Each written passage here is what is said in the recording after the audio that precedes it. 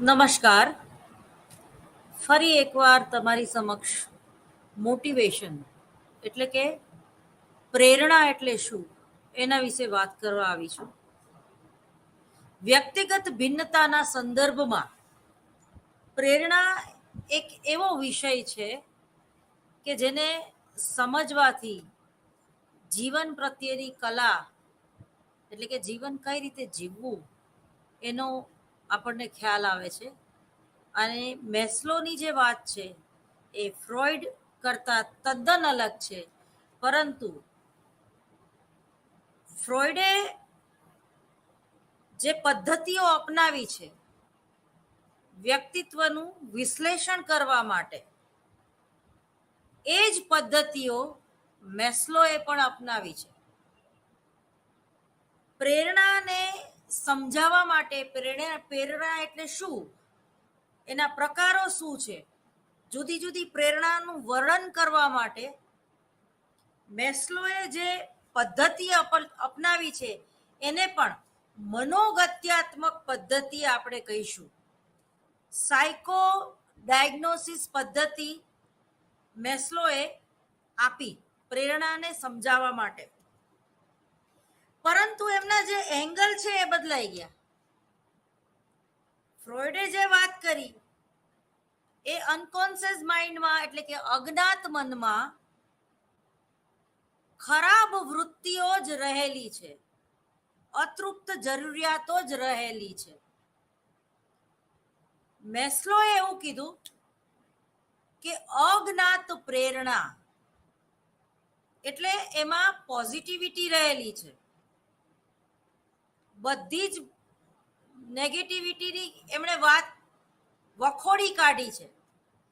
કે એવું કોણે કીધું કે અનકોન્શિયસ માઇન્ડમાં માત્ર અતૃપ્ત જરૂરિયાતો જ રહેલી છે, અને એ પાછી જે આપણે અનૈતિક હોય, અપ્રમાણિક હોય, કે જે આપણને કાનૂન ના પાડે છે, કે આપણો સમાજ આપણને જે કરવા માટે રોકતો હોય એવી જ વૃત્તિ રહેલી છે, એવું નથી. અહીંયા મેસ્લો અને ફ્રોઈડ એકબીજાથી બહુ અલગ પડે છે, અને બંનેની રીતે સાચા છે. ઓવરઓલ તમારું જે વ્યક્તિત્વ છે એ કેવું છે?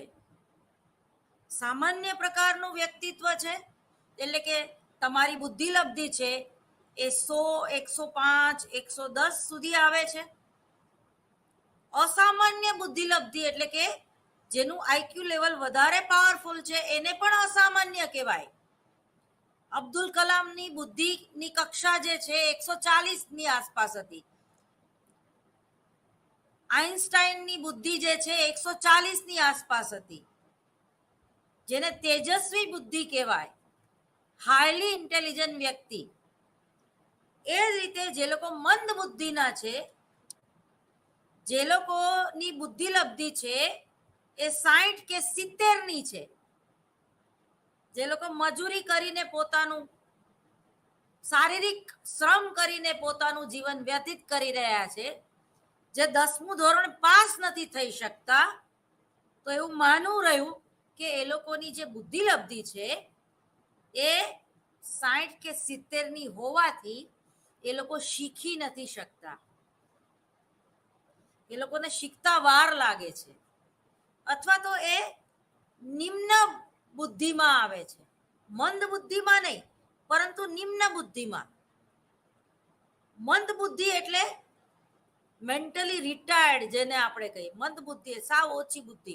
દાખલા તરીકે 15 વર્ષનું બાળક હોય તો એ 5 વર્ષનું બાળક જેવું વર્તન કરે, પણ એ જન્મગત હોય છે. એવું બાળક જન્મે છે, એવું બનતું નથી. જન્મે ત્યારે એનામાં બુદ્ધિ હોય ને પછી અચાનક ગાયબ થઈ જાય એવું નથી હોતું. એ જન્મથી જ મંદ બુદ્ધિનું હોય છે. તો ફ્રોઈડના પરિચયમાં કેવી વ્યક્તિઓ આવી? જે એબનોર્મલ છે. એબનોર્મલ એટલે હાઈલી ઇન્ટેલિજન્ટ નહીં. સમજો, એબનોર્મલ આપણે સામાન્ય રીતે જે નોર્મલ નથી અથવા તો જે ગાંડું છે એના સંદર્ભમાં જ આપણે યુઝ કરીએ છીએ, પણ એવું નથી.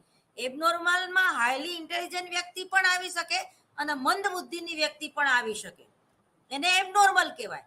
એટલે કે સામાન્ય કક્ષાથી કંઈક જુદું.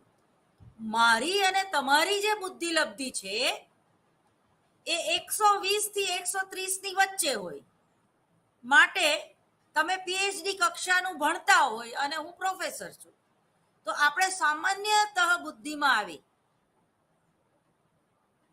પરંતુ ફ્રોઈડના પરિચયમાં જે સૌમ્ય મનોવિકૃતિથી પીડાય છે, જે તીવ્ર મનોવિકૃતિથી પીડાય છે, એવી જ વ્યક્તિ એની આગળ કાઉન્સેલિંગ કરાવવા આવતી. કોઈ સામાન્ય વ્યક્તિને તો જરૂર નહીં કાઉન્સેલિંગ કરાવવાનું. બરોબર? જે લોકો માનસિક રીતે અસ્વસ્થ છે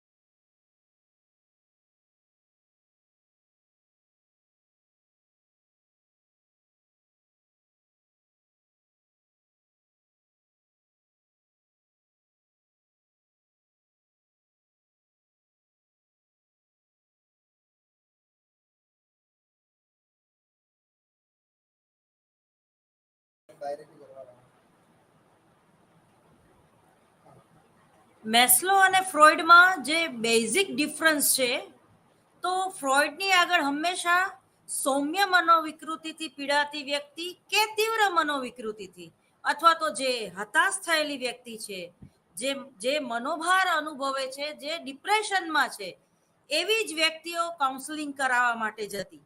એટલે ફ્રોઈડના ભાગે કેવી વ્યક્તિઓ આવી કે તો જે એબનોર્મલ છે, જે વિકૃત છે. એટલે ફ્રોઈડને શું મળ્યું?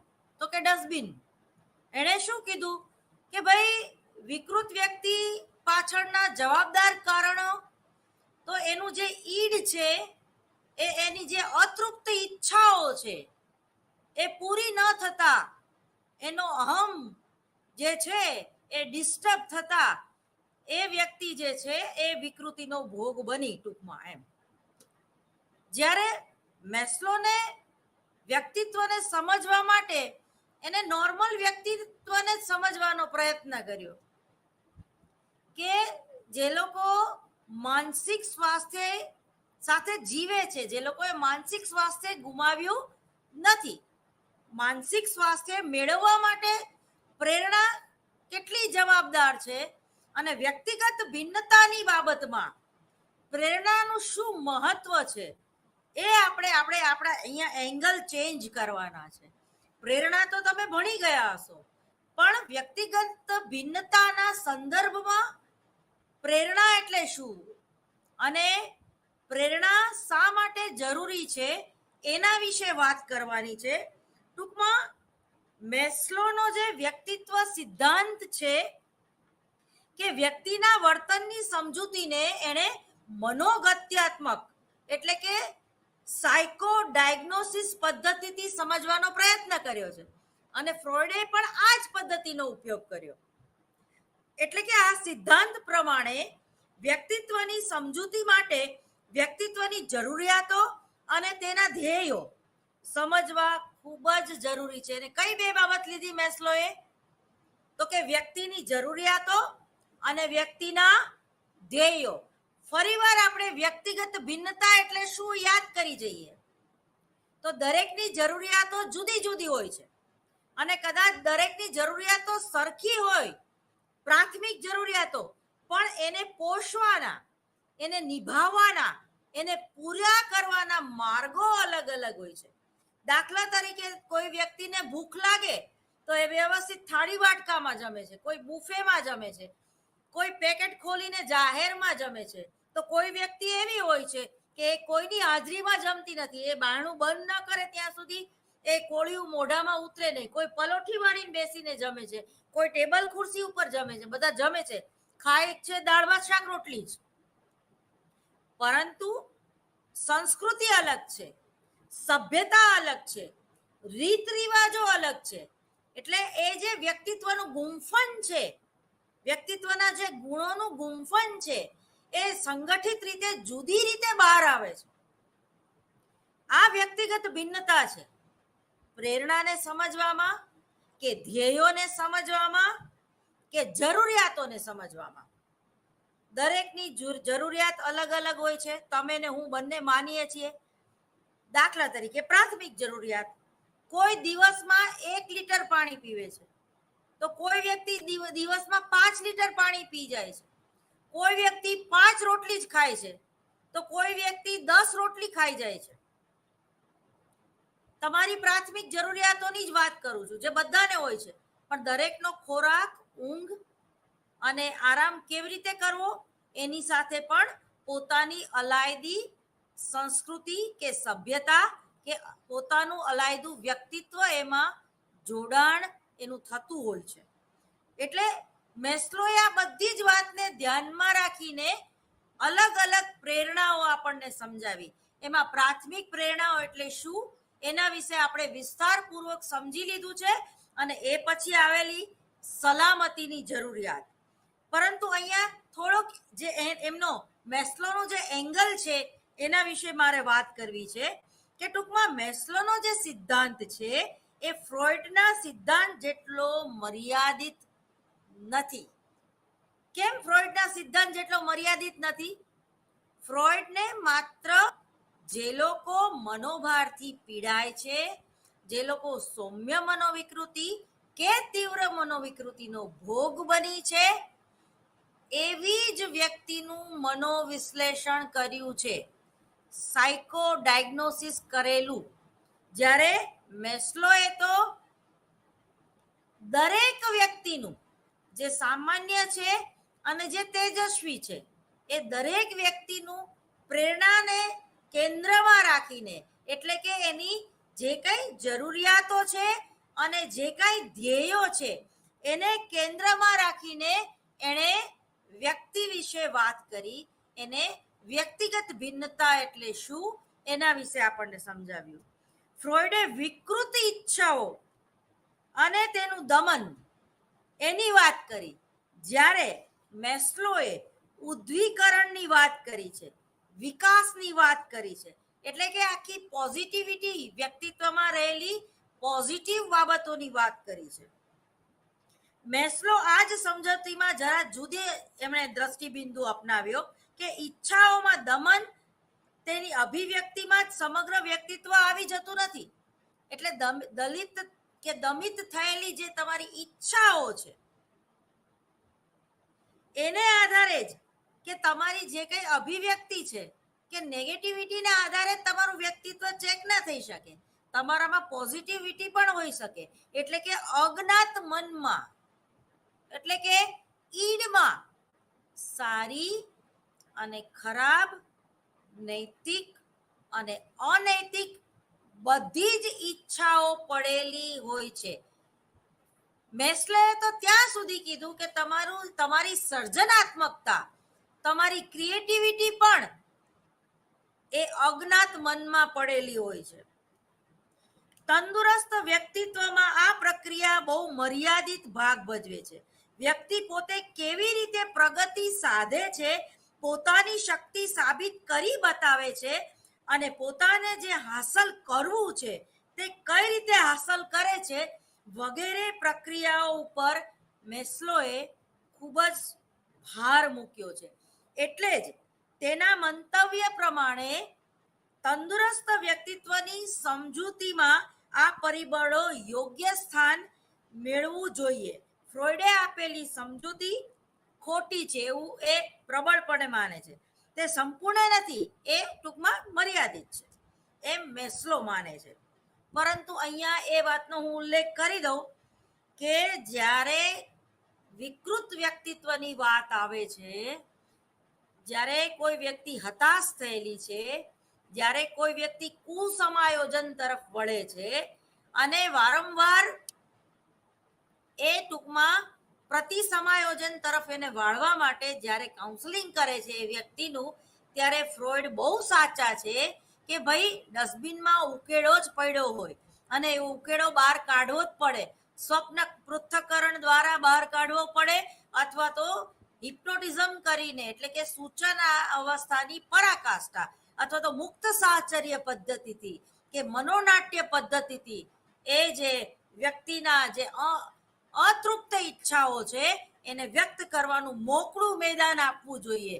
અને એ મોકળું મેદાન આપીએ અને એ રિડ્યુસ થાય એ પછી જ વ્યક્તિ જે છે એ પોતાની હતાશા, નિરાશા કે વિકૃત ચિંતામાંથી બહાર નીકળી શકે છે. એટલે ફ્રોઈડને વખોડી કાઢવાની જરૂર નથી, પરંતુ અહીંયા બંનેના એંગલ જે છે એ ડિફરન્સ છે.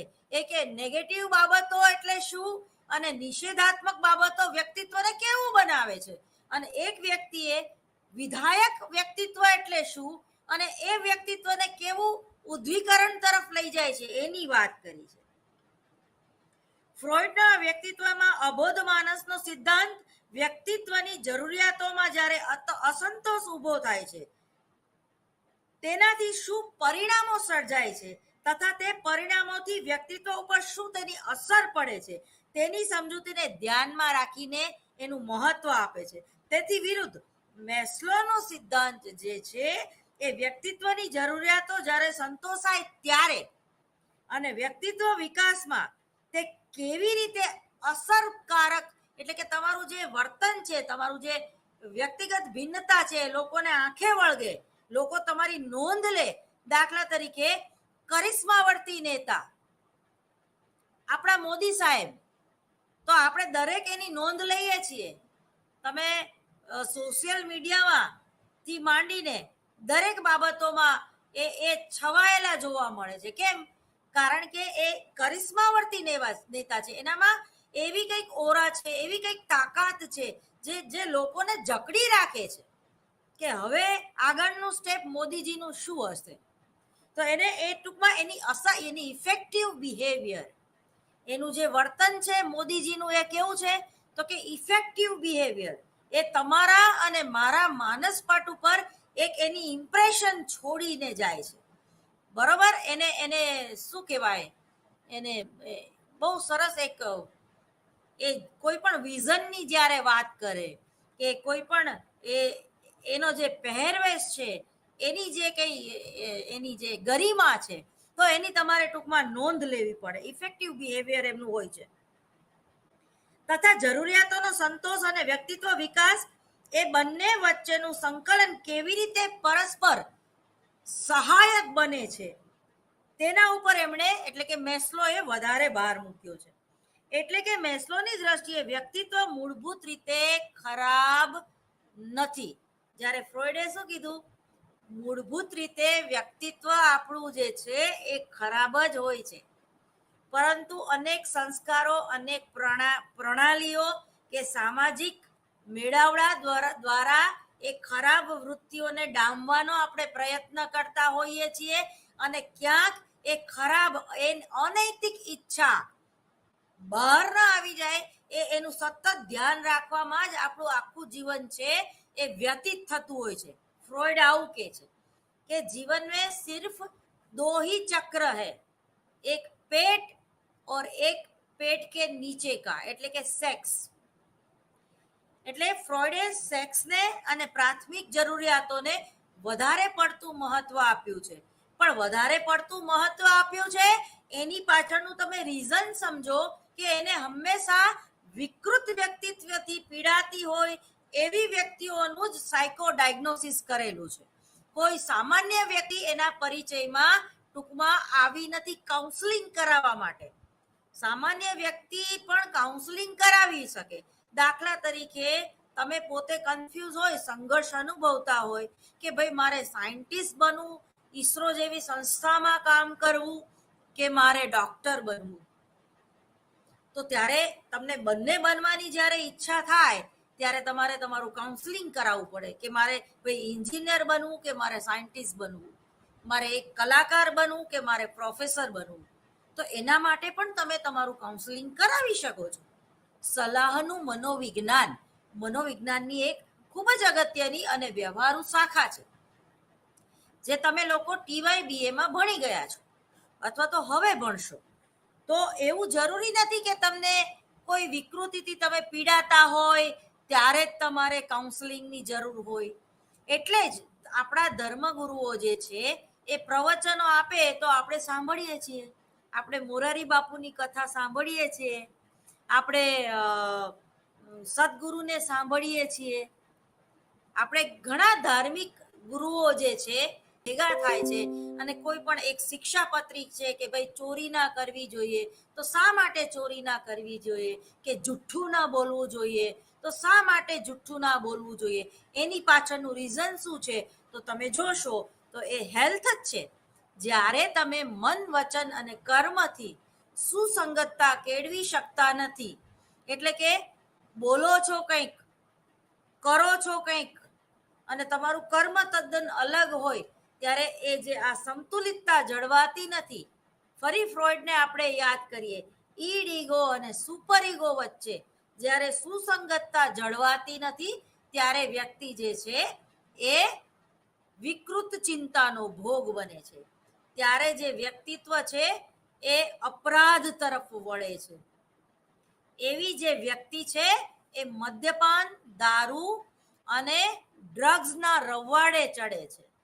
તો ટૂંકમાં ફ્રોઈડનો વ્યક્તિત્વનો અબોધ માનસનો સિદ્ધાંત વ્યક્તિની જરૂરિયાતોમાં જ્યારે અસંતોષ ઊભો થાય છે ત્યારે તેમાંથી શું પરિણામો સર્જાય છે, તે પરિણામોથી વ્યક્તિત્વ ઉપર એની શું અસર પડે છે, તેની સમજૂતીને વધારે મહત્વ આપ્યું છે. કોણે?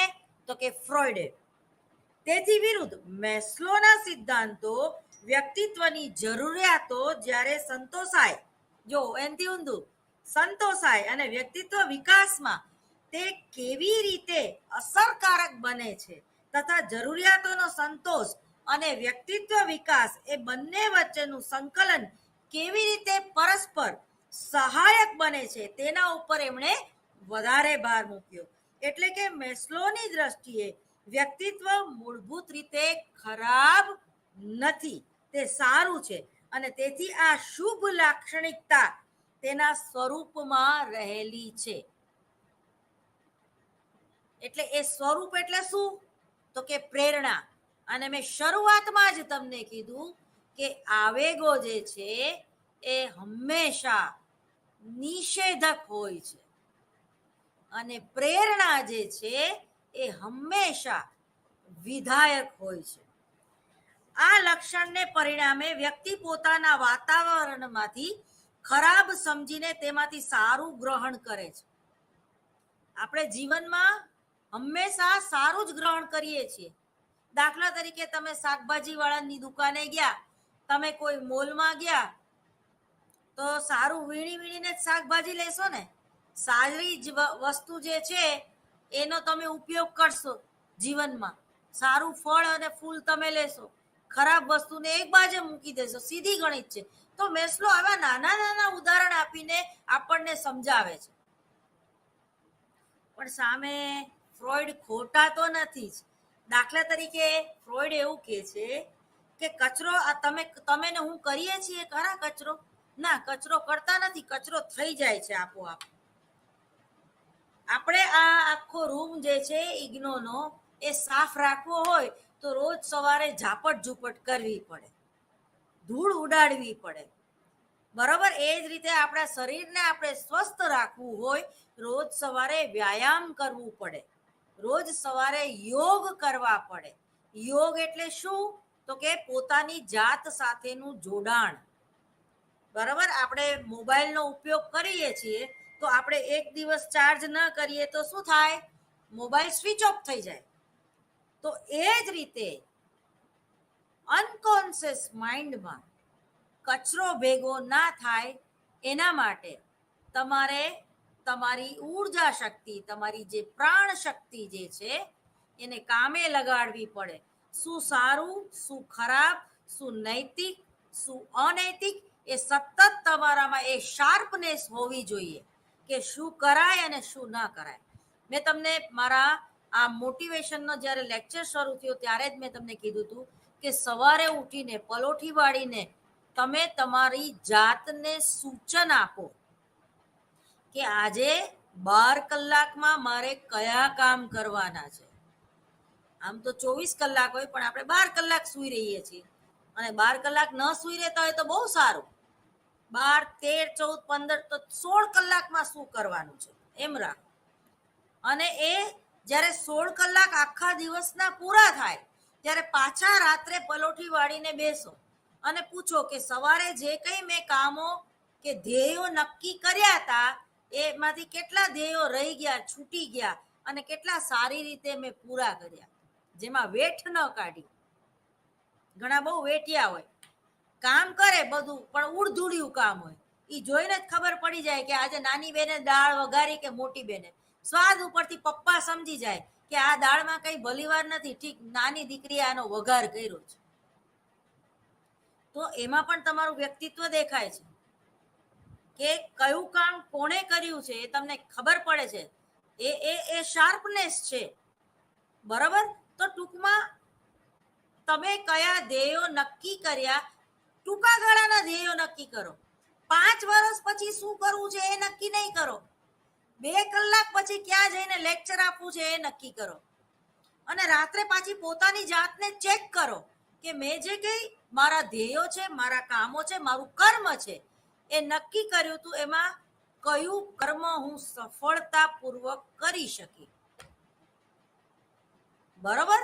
તો એના ઉપરથી તમારા જે મેસ્લો કે છે એ તરફ તમે વળી શકશો. મેસ્લો શું કે છે કે ભાઈ લક્ષણોને પરિણામે વ્યક્તિને પોતાના વાતાવરણમાંથી સારું ખરાબ સમજીને તેમાંથી સારું ગ્રહણ કરી શકીએ. પણ શું કીધું? સારું કરી શકીએ. હવે કરવું કે નહીં તમારા ને મારા હાથની વાત છે. ખરાબ ગ્રહણ પણ કરી શકીએ. તમે હવે 3 કલાકના પિક્ચર તો હોતા નથી. દાખલા તરીકે બાઝીગર પિક્ચરમાંથી તમે શું શીખા? તમે જો આખું પિક્ચર ની છેલ્લી 20 મિનિટ જ આમ જોવો તો હીરોની હોય. 1 કલાક તો જે પેલો હીરો જે છે કે ગુંડો જે છે ને એ હિરોઈનને કે સામાન્ય વ્યક્તિને હેરાન કરતો હોય, અપરાધ બતાવે રાખે. પણ છેલ્લી 20 મિનિટમાં હીરો જે છે એ છે જીતી જાય છે. એટલે પ્રેરણા જે છે જીતી જાય છે એમ માનો તમે. તો ટૂંકમાં સારું ગ્રહણ આપણે, પણ ઘણા લોકો શું કે છે કે એ બાઝીગર પિક્ચરનું ઉદાહરણ મેં એટલે આપ્યું કે જ્યારે પેલો સની દેવલ શાહરૂખ ખાનની પાછળ દોડતો હોય છે તો પબ્લિક એવું કહે છે કે ભાગ શાહરૂખ ખાન ભાગ, તું ભાગીશ નહીં તો સની દેવલ તને પકડીને મારશે. હવે આમાં ફ્રોઈડ સાચો છે કે નહીં?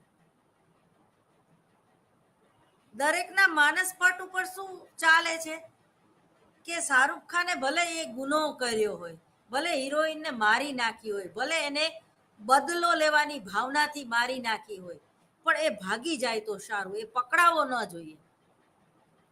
તો ઘણાની પર્સનાલિટી એવી હોય છે. ઘણા દાઉદને પણ પ્રેમ કરે છે, બરાબર. ગોડસે ઉપર પણ ઘણા લોકો વ્યાખ્યાન રાખે છે કે જેણે ગાંધીનું ખૂન કર્યું છે, એ ગોડસેને પણ યાદ કરે છે. અને ઘણા લોકો તો ગાંધી વિરોધી પ્રવૃત્તિમાં, ગાંધી વર્સિસ ગાંધી એવા નાટકોમાં પણ ગોડસેને વધારે મહત્વ આપે છે ગાંધી કરતા. અને એવું કહેવા માંગે છે જાણે કે ગોડસે સારું કર્યું ગાંધીને મારી નાખ્યા, બાકી ભારતનું હજી અહિત થાત. એટલે તમારે શું ગ્રહણ કરવું છે એ મહત્વનું છે. તમારે ખરાબ વૃત્તિઓ શીખવી છે, કુટેવોનો ભોગ બનવું છે, મદ્યપાન કરતા શીખવું છે, દારૂ પીતા શીખવું છે, ચિંતાને ભગાડવા માટે. ક્ષણિક સુખમાં તમને રસ છે કે નિરંતર આનંદમાં તમને રસ છે? સુખ છે એ ભૌતિકતા તરફ લઈ જાય છે. સુખ છે એ ક્ષણિક છે, પણ આનંદ છે પરમાનંદ છે. એમાં તમારું આધ્યાત્મિક બુદ્ધિ જોડાયેલી છે. મહાવીર અને બુદ્ધ જેણે ભૌતિકવાદનો ત્યાગ કરીને લોકોને સારા માર્ગે વાળ્યા અને પોતે પણ આત્મ સાક્ષાત્કાર, છેલ્લે આપણે મેસ્લોની પ્રેરણામાં આવશે, એ આત્મા સાક્ષાત્કારની જે પ્રેરણા હતી અને એ મોક્ષ તરફ વળ્યા. પણ આમાં એ ધાર્મિકતાને મહત્વ નથી આપતા મેસ્લો, એ હું તમને પછી વાત કરીશ. પણ આપણામાં એ વૃત્તિ પડેલી છે એવું કે છે. એ સ્પિરિચ્યુઅલ લેવલ તમારામાં આધ્યાત્મિક જ્ઞાન છે જ, કારણ કે તમે ઈશ્વરનો અંશ છો. અહમ બ્રહ્માસ્મિ, તમે ઈશ્વરનો જ અંશ છો. તમે ધારો તો ખુદ ઈશ્વર બની શકો, મેસ્લો એવું કે છે. પણ એના માટે પ્રયત્નની જરૂર પડે છે, એના માટે સત્સંગની જરૂર પડે છે. એ અંદરની જે પોઝિટિવિટી છે, પ્રેમ, વાત્સલ્ય, કરુણા, મમતા, જતું કરવાની ભાવના, દયા, એ ડેવલપ કરવાની વાત છે. એ ડેવલપ કરવાની ચાવી આપણને આપી છે એમણે. એટલે કે અહીં મેસ્લો એમ બતાવવા માંગે છે કે વ્યક્તિત્વમાં તેના વિકાસનો પ્રશ્ન કેવળ તેના બાહ્ય વાતાવરણે જ આભારી નથી, પરંતુ તેનો પોતાનો વિકાસ તે તેના હાથની વાત છે. મોટિવ કરવું, મોટિવેશન, પ્રેરણા, જે પ્રેરે તે પ્રેરણા. અને મેસ્લોએ બાહ્ય પ્રેરણા કરતા આંતરિક પ્રેરણા જે છે એને વધારે મહત્વ આપ્યું છે. શા માટે વધારે મહત્વ આપ્યું છે? કે તમે આંતરિક રીતે જ એટલા બધા પ્રાણ શક્તિથી ભરેલા હોવા જોઈએ કે બહારની કોઈ વસ્તુ તમને અસર ન કરે. તમને કોઈ ઉકેડા ઉપર બેસાડે કે કોઈ ગાદી ઉપર બેસાડે, એનાથી તમને કઈ ફરક ના પડવો જોઈએ. તમે એસી રૂમમાં બેઠા હોય કે પરસેવે રેબઝેબ હોય, પણ તમારી ભણાવવાની જે નોલેજમાં છે એને કોઈ અસર ન પહોંચે, એને આંતરિક પ્રેરણા કહેવાય. જે વ્યક્તિ સાચું ખોટું યોગ્ય અયોગ્ય સમજી શકતી હોય તે ચોક્કસ રીતે યોગ્યને આવકારીને અયોગ્યને દૂર કરે છે. એના માટે યુંગે બહુ સરસ વાત કરી છે. યુંગે એક શબ્દ આપણને આપ્યો, આદ્ય સંસ્કારો. આદ્ય સંસ્કારો એટલે શું? ભવે ભવના સંસ્કારો. એ તો એ નૈતિકતા, એ પ્રમાણિકતા કે એ સંસ્કાર કોઈ એક ભવના હોતા નથી. જો ઘણા લોકો બહુ નાની ઉંમરે 5-6 વર્ષના હોય ને સરસ મજાનું પોપટની જેમ સંસ્કૃતના શ્લોકો બોલતા હોય, એને આખી ગીતાજી મોઢે હોય, એને આખી રામાયણના શ્લોક કંઠસ્થ હોય, તો આપણે તરત જ એમ કહીએ છીએ એ જન્મજાત સાથે લઈને આવ્યો છે. અથવા તો આપણે એમ કહીએ છીએ કે આર્ટિસ્ટ બને છે કે જન્મે છે, એટલે કે કલાકાર જન્મે છે કે બને છે. તો ખરેખર આર્ટિસ્ટ જન્મે છે એવું માનનારા ઘણા બધા છે. કોઈ ફિલ્મ બનતી નહીં હૈ, वो આપોઆપ બન જાતી હૈ. એટલે ઘણીવાર મેરા નામ જોકર જેવું પિક્ચર જે છે તો એ કુદરતી રીતે બની જાય છે. મેરા નામ જોકરો આજથી 25 વર્ષ પહેલા આવેલું પિક્ચર જે એ સમયમાં નિષ્ફળ ગયું હતું, કારણ કે એ સમયે એ ક્રિએટિવિટીને, એ સર્જનાત્મકતાને, એ પ્રેરણાને કોઈ સમજી નહોતું શક્યું. એમાં એ મેરા નામ જોકર પિક્ચરમાં મેસ્લો અને ફ્રોઈડનું કોમ્બિનેશન છે. પણ આજે તમે અને હું મેરા નામ જોકર પિક્ચર જોઈએ તો એમાં ઘણું બધું સમજી શકાય એવું છે, ઘણું બધું જીવનમાં ઉતારી શકાય એવું છે. તો જે આત્મ સાક્ષાત્કારની પ્રેરણા છે એ મેરા નામ જોકરમાં રાજ કપૂરે ના ડિરેક્શન નીચે, અને એમાં તો આર્ટિસ્ટ પણ પોતે હતા. તો એને જે સ્ટેજ ઉપર મૃત્યુ આવે છે અને એ મૃત્યુ એ કેવી રીતે જીવી જાય છે, મૃત્યુ પ્રેરણા. જો ફ્રોઈડે નેગેટિવ ન રહી શક્યા, એનામાં પોઝિટિવિટી આવી ગઈ, કારણ કે એ અંતે તો માણસ છે અને એ પોતે વિકૃત નહોતા. એટલે એને એના અંતિમ સમયોમાં ફ્રોઈડે મૃત્યુ પ્રેરણા એવું લખ્યું. એટલે મૃત્યુને ક્યાંય નેગેટિવિટી તરીકે એમને દેખાડી નહીં, મૃત્યુને એક સારી ઘટના, સારા પ્રસંગ તરીકે એમને સમજાવી છે.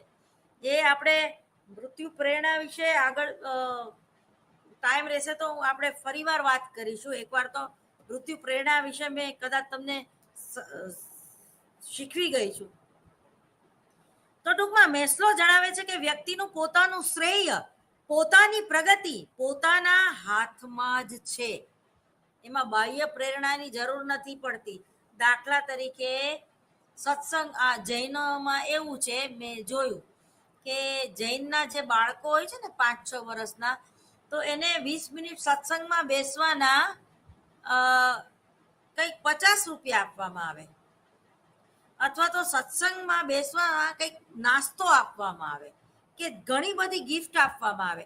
દાખલા તરીકે એ લોકોની હાજરી પુરાય કે 15 હાજરી હોય તો 15 ગિફ્ટ આપવાની, 30 હાજરી હોય તો 30 ગિફ્ટ આપવાની. તો આને કેવું કહેવાય? બાહ્ય પ્રેરણા કહેવાય.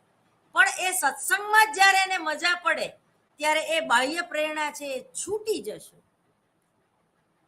ટેવ પાડવા માટે પુરસ્કાર મેળવવો જરૂરી છે, સારી ટેવ પાડવા માટે. પણ શું છે, એ ટેવ પડે છે, પરંતુ પછી આંતરિક પ્રેરણા જ એવી થાય છે એ પુત્રને, એ બાળકને, કે એને ગિફ્ટ નહીં મળે તો પણ એ આજીવન સત્સંગમાં જોડાશે. ટૂંકમાં એને સ્વવાસ્તવિકરણનો જે ખ્યાલ છે મેસ્લોનો, એ ખૂબ જ સમજવા જેવો છે. સ્વામી વિવેકાનંદ જ્યારે રામકૃષ્ણ પરમહંસ પાસે આવ્યા અને ત્યારે એમને જે બ્રહ્મ જ્ઞાન થયું અને પોતાના વિશે જાણવાની ઈચ્છા થઈ કે હું કોણ છું, એવી જ ઈચ્છા જો તમને અને મને થાય તો આપણું જે વ્યક્તિત્વ છે એ મન, વચન અને કર્મથી સુસંગતતા કેળવી શકે. એટલે કે આપણે એટલું સરસ જીવી જઈએ કે આપણને અંતે છેલ્લી જે પ્રેરણા છે એ આત્મ સાક્ષાત્કારની થાય. એટલે કે હું કોણ છું, મારું કર્તવ્ય શું છે, મેં શા માટે ફરીવાર જન્મ લીધો, અથવા તો આ ભવમાં મારે શું ભોગવવાનું છે કે શું કરવાનું છે. જે લોકો સામાન્ય બુદ્ધિ ધરાવે છે એ લોકોને પોતાના ધ્યેયો, જીવનનો અંતિમ ધ્યેય નથી ખબર. એ પીડાય છે, માનસિક રીતે પીડાય છે, શારીરિક રીતે પીડાય છે. અમુક દાખલા તરીકે ડોંગરેજી મહારાજ, એમનું મૃત્યુ જે થયું એ કેન્સરથી થયું, પણ એમને જોઈને લાગે નહીં તમને કે કેન્સરથી પીડાય છે, કારણ કે એમનું મનોબળ એટલું પાવરફુલ હતું, એમના આદ્ય સંસ્કારો એટલા પાવરફુલ હતા કે શરીરની પીડા જે છે એની એ નોંધ જ નહોતા લેતા. દાખલા તરીકે કોઈ વ્યક્તિ જે છે એ દોડતા દોડતા પડી જાય ને એના બંને પગ છોલાઈ જાય અને લોહી લુહાણ થઈ જાય. એને ખબર છે કે મારા પગમાંથી લોહી નીકળે છે, અને છતાં એ પીટી ઉષાની જેમ દોડીને પોતાનું ધ્યેય છે એ પૂરું કરે અને પહેલા નંબરે લઈને પાછો ફરે. જ્યારે ઘણા લોકો પોતાનું લોહી જોઈને ડિસ્ટર્બ થઈ જાય ને ત્યાં બેસી જાય કે બસ હવે નહીં, હવે હું નહીં દોડી શકું. એટલે શરીરને ધ્યાનમાં નથી લેવાનું, શરીર પોતાનું કર્મ કરવાનું જ છે. એને ગઢપણ આવે ત્યારે કંઈક ને કંઈક બીમારી આવવાનું જ છે. દરેક વ્યક્તિને મૃત્યુ આવે તો એ મૃત્યુ આવ્યા પહેલા કોઈ ને કોઈ બીમારી તો એને આવશે જ, કારણ કે મરવાનું પણ એક બહાનું છે ને. આ શરીર જે છે એ આત્મા ઉડી જાય છે અંદરથી, અને શરીર જે છે જૂનું રે થયું રે દેવળ જૂનું રે થયું, મારો હંસલો નાનો ને દેવળ જૂનું રે થયું. એટલે હંસલો એટલે આત્મા, દેવળ એટલે શરીર. શરીર જૂનું થઈ જાય છે, ખંડિત થઈ જાય છે, પણ હંસલો તો નાનો ને નાનો જ રહે છે, આત્મા. એટલે આત્માને દુઃખ નથી થતું, પીડા છે માત્ર શરીરની છે. પરંતુ જે લોકોની આઈક્યુ લેવલ પાવરફુલ નથી, જે લોકો પ્રેમ પામ્યા નથી, અથવા તો જે લોકોની જે જરૂરિયાત જે છે, સલામતીની જરૂરિયાત, વાત્સલ્યની જરૂરિયાત, સમાજમાં પ્રતિષ્ઠા મેળવવાની જરૂરિયાત, જ્યારે આ ફૂલફિલ થતી નથી, જ્યારે આ સંતોષાતી નથી, ત્યારે એ વ્યક્તિને આત્મ સાક્ષાત્કાર એટલે શું એ પણ ખબર હોતી નથી. એટલે કે આત્મ સાક્ષાત્કારની જરૂરિયાતથી એ લોકો જે છે એ વંચિત રહી જાય છે. એટલે જ કૃષ્ણના વ્યક્તિત્વ અને મેસ્લોની પ્રેરણા, આ બંનેનો તુલનાત્મક અભ્યાસ કરવો ખૂબ જરૂરી છે. મેં નાનો એવો પ્રયત્ન કરેલો છે 2009ની સાલમાં, કારણ કે મને આવો વિચાર આવ્યો હતો. તો જો તમે સારા એક સંશોધક હો, તમારે એમફિલ કે એમએ લેવલે સંશોધન કરવાનું હોય, પીએચડીના ટોપિક વિશે તમે કંઈક જો વિચારતા હોય તો આ તમે ટોપિક વિશે ઘણું બધું તમે પીએચડી કક્ષાનું તમે રિસર્ચ પણ કરી શકો કે કૃષ્ણનું વ્યક્તિત્વ અને મેસ્લોની પ્રેરણા કઈ રીતે એકબીજાને સુસંગત છે અને ક્યાં જુદી પડે છે. બરોબર? કૃષ્ણએ તો માત્ર 16 કે 17 વર્ષના હતા ને ત્યાં સુધી જ પ્રેમ કર્યો, અને પછી તો એ જવાબદારીમાં પડી ગયા, અને એ પ્રાથમિક જરૂરિયાત માખણ ખાવાની જે જરૂરિયાત હતી ને એ મોટા થઈને પછી એને ક્યાંય ચોરી નથી કરી. બરોબર. નાનપણમાં એને જે જળકમળ જાની જાને બાળા, જે નાગનો વધ કર્યો અથવા તો ઝેર કાઢ્યું, ટૂંકમાં નાગમાંથી ઝેર કાઢ્યું એટલે કોઈની ખરાબ વૃત્તિ જે છે એ બહાર કાઢવી, એને ઝેર કાઢ્યું કહેવાય. એક ફિલોસોફિકલ વાત છે આખી. એમનો જન્મ જેલમાં થયો, બંધનમાં, અને તરત જ મુક્ત થઈ ગયા. તમે જો આ ડિરેક્શન કહેવાય. ડિરેક્શન પોઈન્ટથી આપણે જોઈએ તો જન્મે છે જેલમાં અને જન્મતા આવે વરસતા વરસાદમાં, એટલે કે એ શ્રાવણ મહિનામાં જન્મેલા અને વરસતા વરસાદમાં એ બહાર પણ નીકળી જાય છે, જેલની બહાર પણ નીકળી જાય છે. અને એની જે બેન છે વીજળી, જે આ વીજળી કડકે તો શું થાય તમને ને મને ખબર છે, એનો પણ ઉલ્લેખ છે. પણ આપણને હંમેશા એનું બાળપણ યાદ રહ્યું, રાધા અને કૃષ્ણનો પ્રેમ યાદ રહ્યો. પણ એને જે મહાભારતના યુદ્ધ દરમિયાન જે માનસિક પીડા અનુભવી અને પોતે કેટલા એકલા પડી ગયા હતા, અને અર્જુન જેવા લોકોને સમજાવવા માટે એને કેટલું ભેજામારી કરવી પડી હતી, અને વાંસળી છોડીને એને પોતે જે ચક્ર અપનાવવું પડ્યું, ટૂંકમાં શસ્ત્ર અપનાવવું પડ્યું, તો એની પીડા કેવી હશે?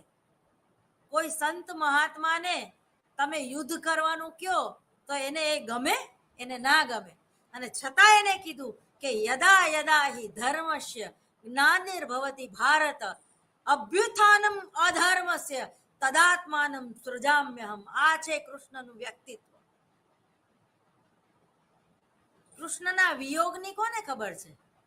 એ કેટલા રાધાને યાદ કરતા હશે ને છતાં રાધાને પાછું વળીને એને ક્યારેય જોયું નથી. એટલે મેં તો મનોમંથન મારા નાટકમાં લખેલું છે કે કૃષ્ણની વેદના એટલે કૃષ્ણનું મનોમંથન, કે એના જીવનમાં આવતા સ્ત્રી પાત્રોને અજાણતા એમનેથી કેટલો મોટો અન્યાય થઈ ગયો છે, એના ઉપર આખી વાત છે, એના ઉપર આખી સ્ક્રિપ્ટ છે, એના ઉપર આખી નાટક છે.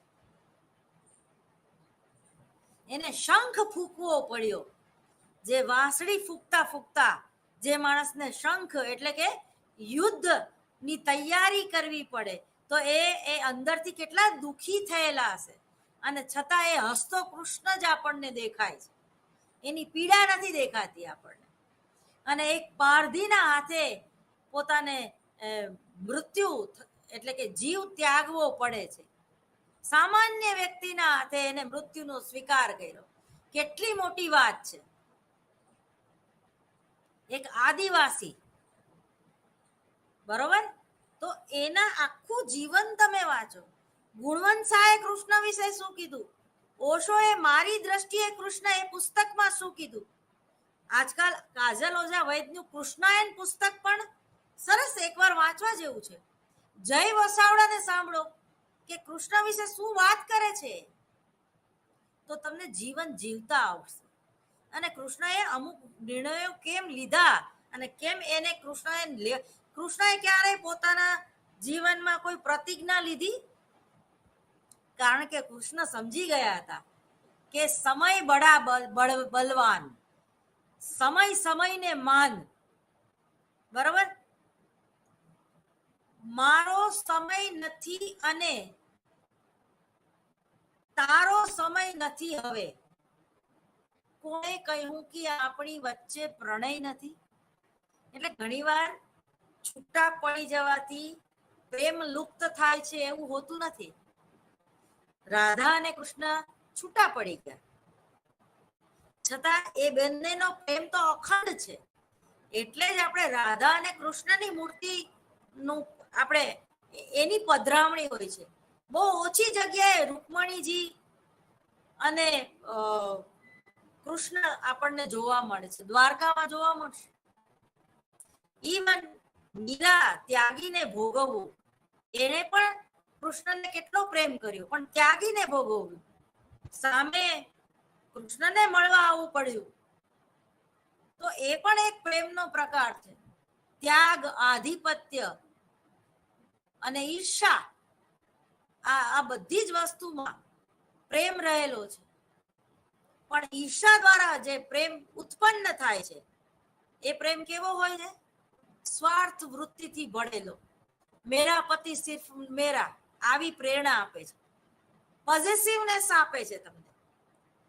જ્યારે મીરાના પ્રેમમાં ક્યાંય પોઝેસિવનેસ નહોતી. ગોપી હંમેશા રાધાની ઈર્ષા કરતી કે રાધાના અંતરમાં તો એક જ દુઃખ છે કે શ્યામને તો સખીઓનું સુખ છે.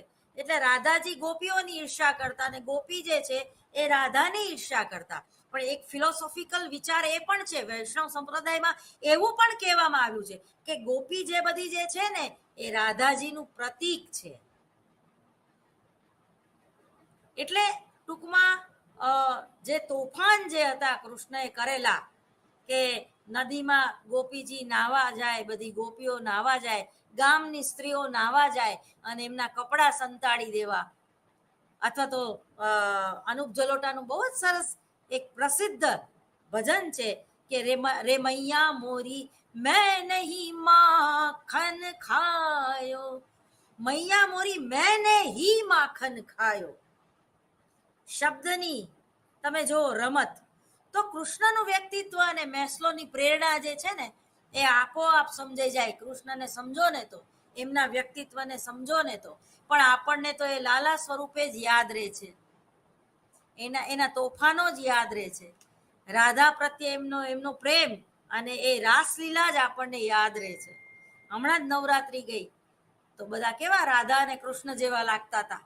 દરેક પ્રેમીઓ પોતાને કૃષ્ણ માને, બરોબર, અને દરેક સ્ત્રીઓ પોતાની જાતને રાધા માને.